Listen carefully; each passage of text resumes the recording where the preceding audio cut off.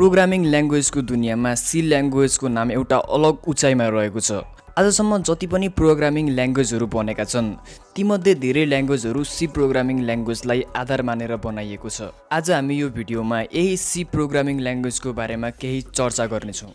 Window operating सिस्टमको बारेमा हामी धेरैलाई थाहा नै छ। यो विन्डो अपरेटिङ सिस्टममा करिब 90% सी प्रोग्रामिङ ल्याङ्ग्वेजको प्रयोग गरिएको छ। आज माइक्रोसफ्टले जुन उचाइलाई हासिल गरेको छ त्यो उचाइ हासिल गर्नुमा सी प्रोग्रामिङ ल्याङ्ग्वेजको एकदम ठुलो भूमिका रहेको छ। इथिकल ह्याकिङ, साइबर सेक्युरिटी यस्तो क्षेत्रहरूमा प्रयोग हुने लिनक्स अपरेटिङ सिस्टम पनि सी ल्याङ्ग्वेजमा नै बेस भएर बनेको छ। सी ल्याङ्ग्वेजको प्रयोग गरेर हामी ससाना कामहरू गर्नेदेखि लिएर पुरा एउटा कम्प्युटरलाई नै ह्यान्डल गर्ने अपरेटिङ सिस्टमसम्म बनाउन सकिन्छ। यो सी प्रोग्रामिङ ल्याङ्ग्वेज सन् 1970 मा बनेको थियो। त्यो बनेको टाइमदेखि लिएर अहिलेसम्म सी प्रोग्रामिङ ल्याङ्ग्वेजको लोकप्रियतामा कतै पनि कमी आएको छैन। यसबाट हामी बुझ्न सक्छौँ कि सी प्रोग्रामिङ ल्याङ्ग्वेज कम्प्युटर ल्याङ्ग्वेजको क्षेत्रमा कति महत्त्वपूर्ण छ भनेर। यी थिए सी प्रोग्रामिङ ल्याङ्ग्वेजसँग रिलेटेड केही फ्याक्टहरू।